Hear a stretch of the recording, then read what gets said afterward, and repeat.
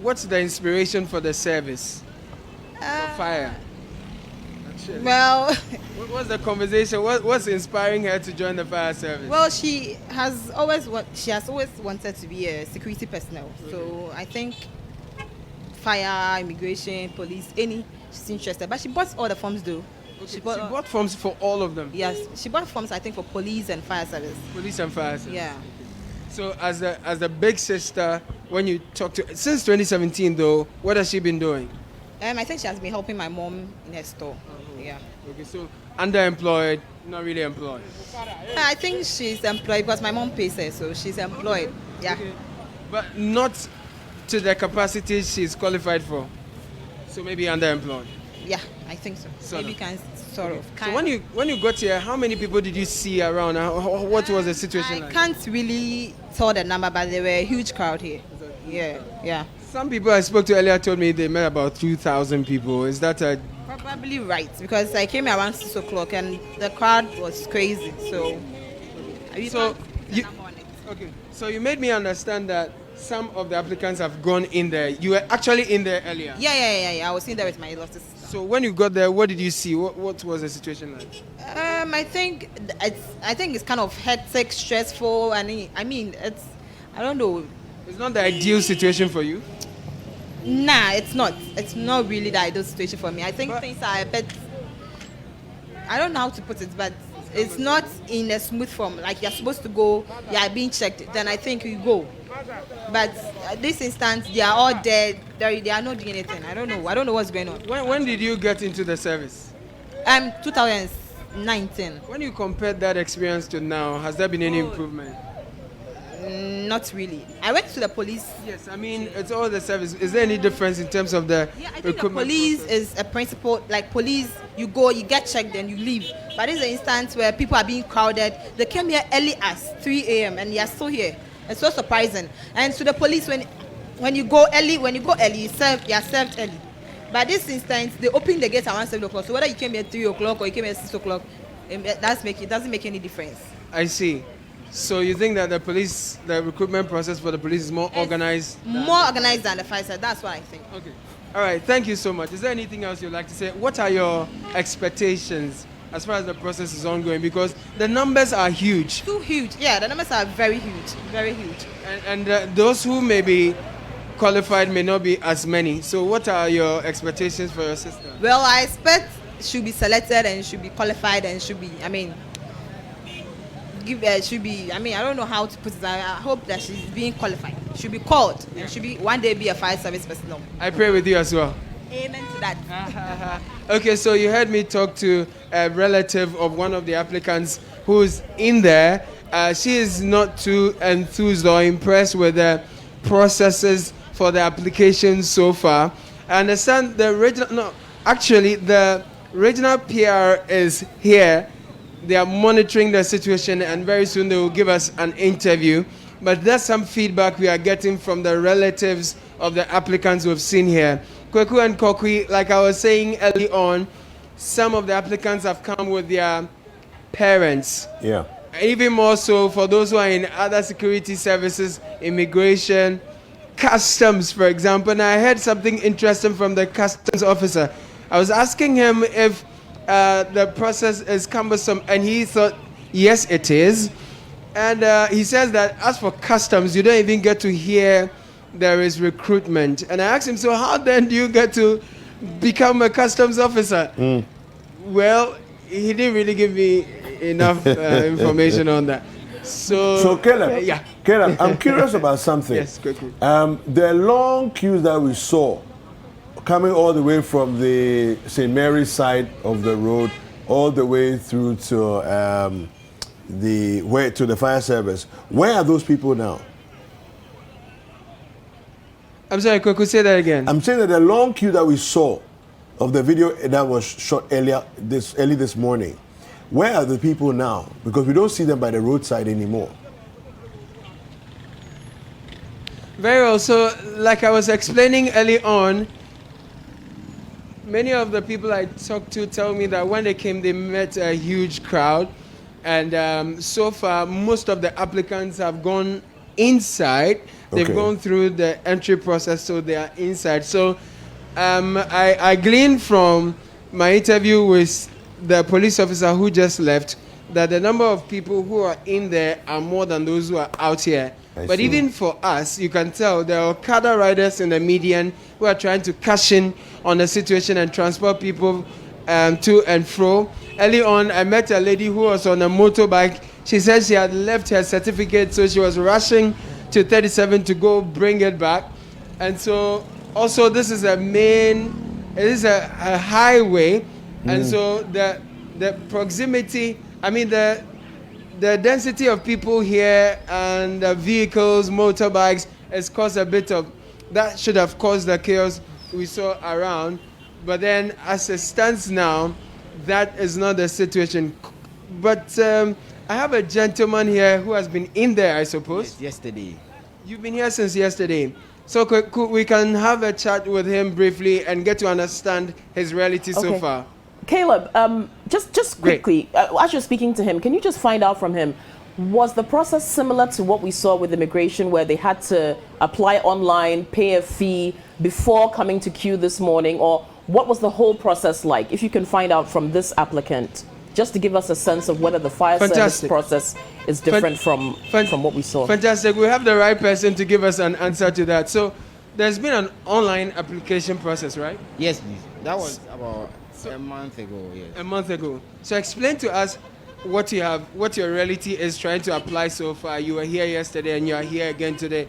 What is the process like in terms of the digital and then your physical presence here?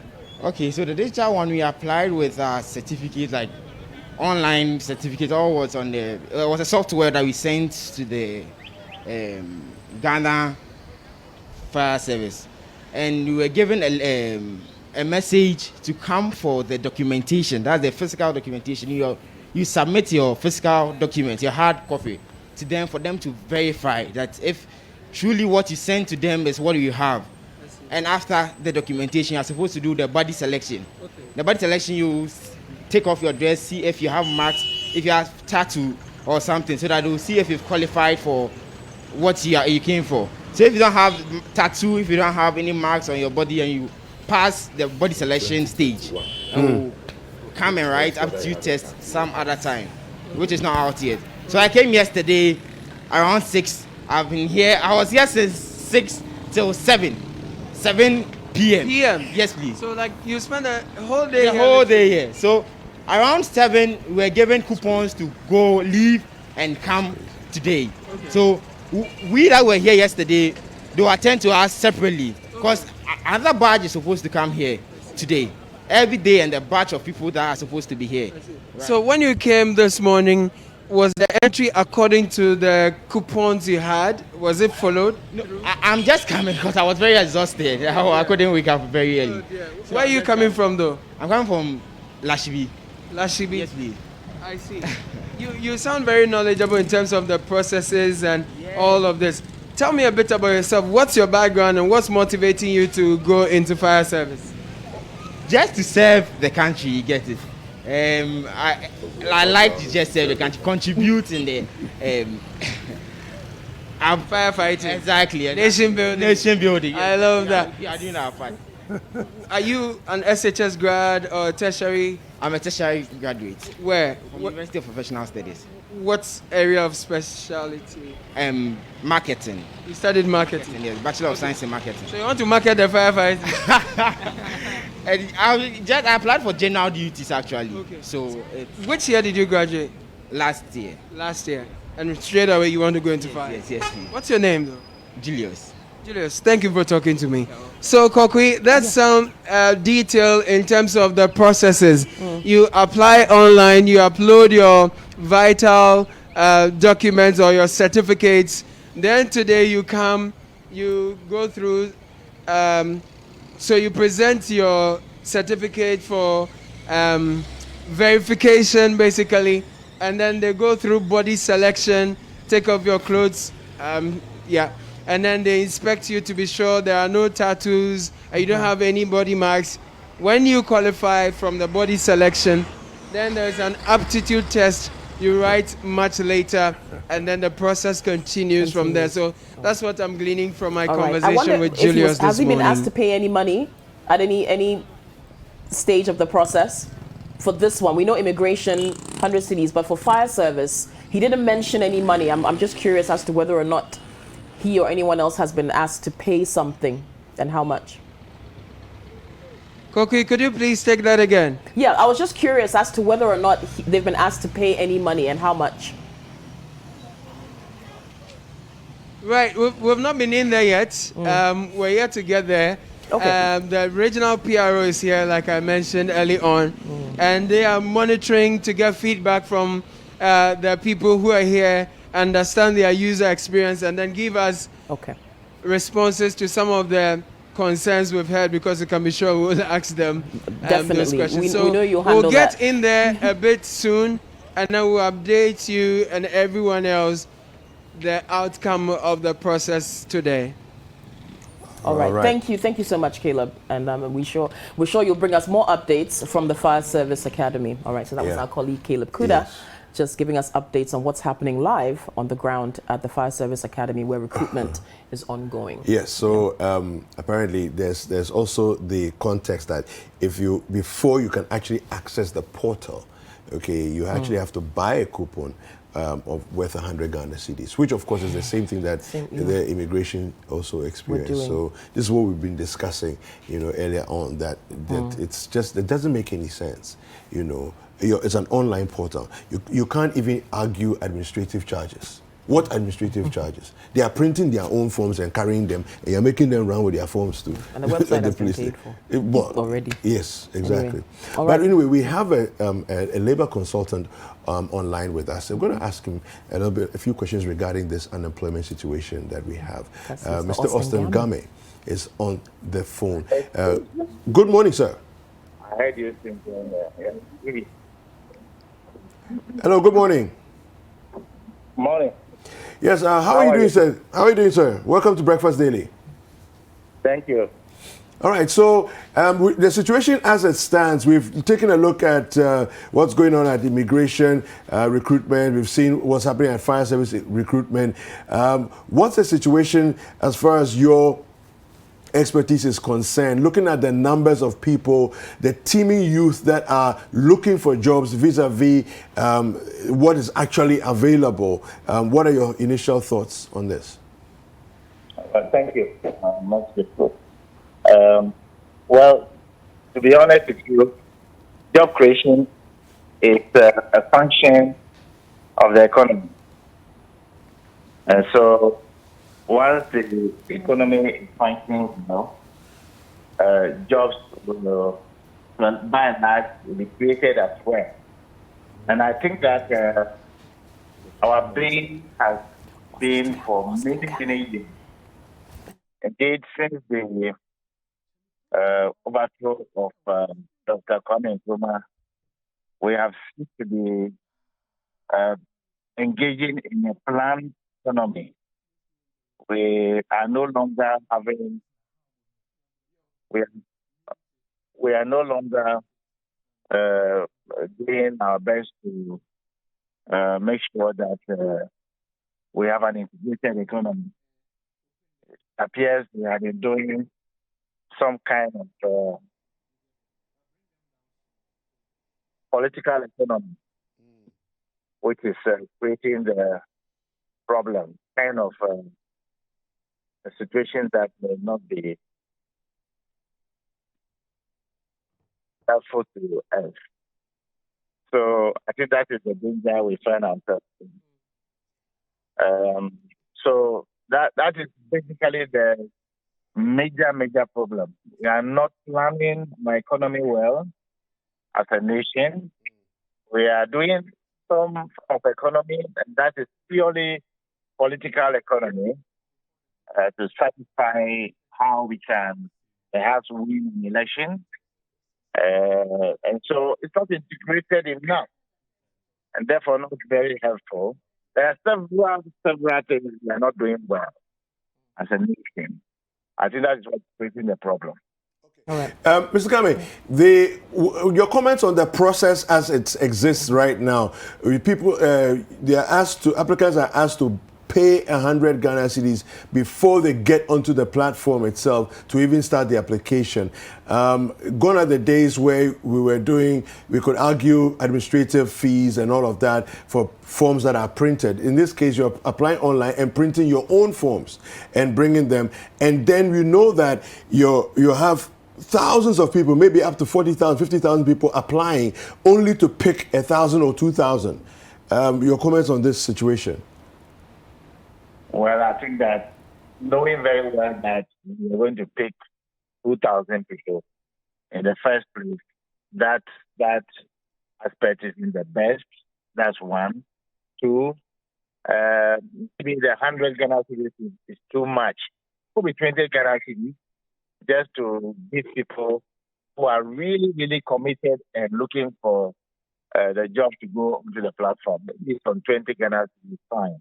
But 100 Ghana cedis is too high a fee for an unemployed person, to go to the platform to fill a form that he is printing himself and so on and so on. I think that it's not done well. Tagami, thank you for speaking to us. I'm sure our team will touch base with you later for more information on this.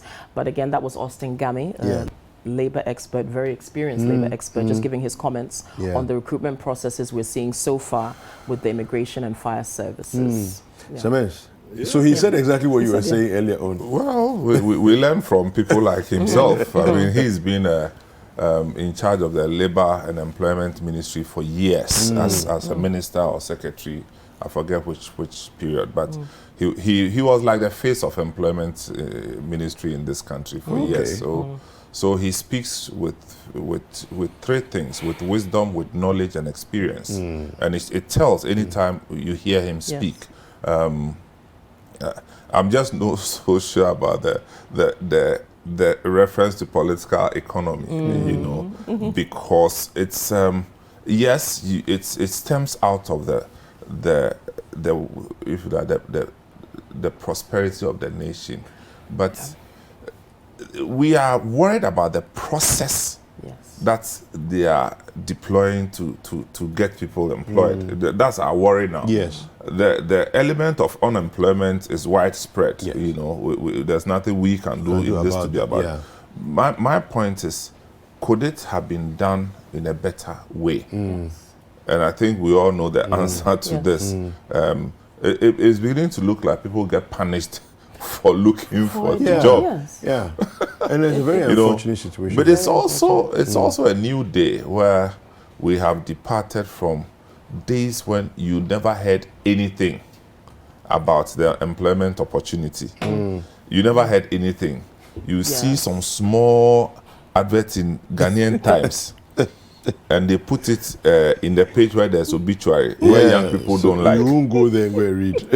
They hide it there, small one, and then 2 months after, you see that they just passed out from their recruitment. But I think now it's been democratized, and everybody has seen that. Look, let me go for the kill, and you have more numbers applying and all that. But I think that the process should be sanitized. Definitely. The process of recruitment should be sanitized across board.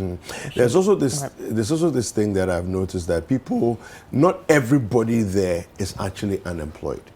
Some people are looking to transition and go for it's not secure jobs. It's an unemployment situation that is causing the influx.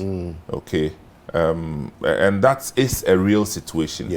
People seeking to change jobs would want to change jobs because they want better fortunes. Opportunities, And it's all part of the process. And really, for me, I don't see the negative about the numbers. My problem is the process. How they are kind of punished for wanting to be part of these institutions. And that's where my problem is. As for the numbers, they are not going to be any less, because guess what? More people are having access to education now. More people are exponential growth in the number of people who are passing out of our universities. I mean, look, KNUST is doing graduation and they pass out of 60,000 people. UPSA passing out 30,000 people. And Legon, you know, I mean, if they all pass out, where do they go? They have to look for jobs. But here's a situation where so then I want your comments on what the finance minister also said a few days ago, just to bring people. I must say I didn't hear him, but I have read reports that you know. Even on City. When you read what our people write, you may be forced to make the wrong. You know, the other day they said the Aflao chief gave an ultimatum. You know, and that's what's right. And I said, what's ultimatum about it? The man just said that he wants it done by a certain time. It's not an ultimatum. No. So when we report that, it causes you know the mass, for instance, you never know. Maybe they have a festival coming. Maybe they have something that they want to showcase. We need to normally interrogate some of these things. But when we write these sensational things, giving ultimatum to the minister, I don't think the man woke up to go and give ultimatum. In any case, if the minister doesn't do it, what would he do to the minister? Nothing. So the way we write some of our stories. But anyway, that was just by the way. So. You want to read it? You were speaking, you were speaking about the quote from our finance minister, Ken Ofori-Atta. So, citynewsroom.com, you can go there to read this exact story. The finance minister, Ken Ofori-Atta, says government's payroll is full. Now, he urged fresh graduates from the various tertiary institutions to find innovative ways of becoming entrepreneurs. According to him, that is the only way the rising unemployment rate in the country can be reduced. He said it will help reduce the over-reliance on government for jobs and also reduce the burden on the government's payroll. He was speaking at the graduation ceremony at UPSA in Accra, and he explained that 60% of Ghana's revenue is spent every month on the payment of salaries of public sector workers. And I'll quote from him. He says that payroll is full because we are spending some 60% of our revenue on remunerating some 650,000 people. That is not sustainable. He said you have the skill set to be able to do what you have to do. Our responsibility as a government is to create the environment and the macro stability, currency stability, and ensure that you have access to the relevant skills and financing. And again, you can read more on citynewsroom.com. I mean, if he's quoting that, that's it. But that's a fact. That is a fact. It's just a fact that the government payroll is full because, you know, he's the finance minister. He's not the employment minister. He's not the agric minister. He's not the tourism minister. He's the one who keeps the purse. And he's telling you that for what we have here, we don't have what it takes to keep adding more to them. And we find something wrong with that? I don't. What I find wrong with is the fact that you have an agric minister who wants to be the next president, who probably is not focusing on the agrics. I think that the president, the people who are in set positions, who have declared that they want to be president, he should remove all of them. The president should remove all of them, starting from the agric minister. I am saying it. When they remove them, so they can go and concentrate on wanting to be president, so that people who want to help the president to achieve will come and do the work. Because in creating opportunities in the agric sector is what will solve the problem that Ken Ofori-Atta is raising. Creating opportunities in the tourism sector is what to solve. Creating, you know, it's about creating activity in the space for people to latch onto. I'll tell you what, when I completed school, I wasn't looking for a job anywhere. Reason is that I was too busy to look for a job. I'm telling you. Of course, I was an IT guy. But I was an IT guy. But I was busy with IT, But I know what I did. I used to live in Kotobabi, Roman Ridge area. I take my bag. I go into Newtown. And go from printing press to printing press, telling them that I can get complimentary cards for you to print for me. If I bring it, how much are you going to give me? And that's what I used to knock on doors. Here. I print cards. I print letterheads. And I was doing that. And I'm saying that waiting for employment is too dangerous. Look, I went to Kingdom Bookshop. I didn't know the man from anywhere. Yes. I said, I'm a young man, I have completed school, and I want to sell some of your products. I don't need employment. He said, are you serious? Where were you in university? You know, I said, yes, I'm done, but I want to. So this man, he didn't know me from anywhere. And I don't even know whether he will remember. He used to give me the thing that the office equipment, the one they used to do put files inside. Yes. I forget the name. Filing cabinet. Filing cabinets. Yeah. To go and sell, and I'll take them. At that time, I forget how much. But if, for instance, he sold it to me at say 50 CDs, I'll sell it at 200 CDs, and it still made sense. Yeah. Okay. And I'm saying that we can get things to do. So, Samens, what's the difference between you at that time and the assertiveness you had and the foresight you had to do that, and the people who are standing in line now to get security service jobs? You see, I'm not saying this as a response to people needing jobs. No. I'm only saying that we need to, as a system, create opportunities for people to latch onto. I mean, if you tell me that I should be entrepreneurial, Yes. for all you know, that's what I've been meaning to do. But there are no opportunities or not enough opportunities. If there are, they haven't created awareness about the new opportunities that they have created. For instance, if I want to go into agribusiness, what are the next steps? I want to do it my own way. What are the next steps? Where do I go? Who do I see? If I want seeds, I'm just saying that we need to do more in creating opportunities for young people to be able to create their own businesses and sustainable businesses. Sustainable. You understand? Because it's not just enough, we are doing seminar for startups. Seminar for which startups? We know that the startups, after 2 years, you can't even find a startup because the startups, they just got drowned. But I'm saying that let's identify the opportunities in the various sectors. Identify, list them, create more awareness, find sustainable ways to onboard people into these entrepreneurial spaces. What we see, the likes of Kosi Yankee, I forget the new name of the place. Yes. You know, Ghana Employment Agency, and I'm saying Ghana that we should be Entrepreneurship able Agency, to push Enterprise things Agency, so that people can be drawn into the entrepreneurial spaces. And you know, entrepreneurship is not just creating. You can go into the buying and selling. But lots of graduates, if you give them a selling job, they won't take it. They don't want to do it. If you, I mean, look, the situation is complex. If I go into, say, Nairobi, Kenya, you see a graduate who do a sales job in a shop like, say, Melcom or Palace. It won't happen in Ghana. It won't.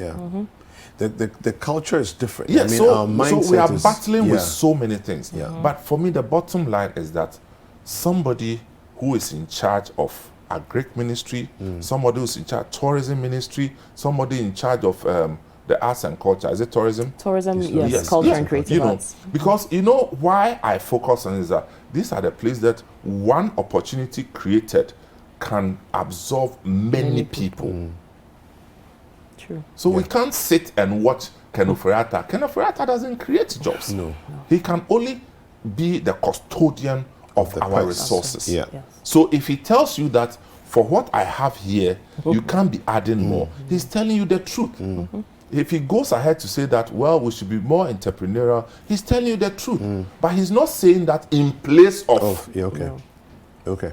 But that should be the signal for the people who are supposed to create activity and opportunities in the marketplace, in their various sectors. Fantastic.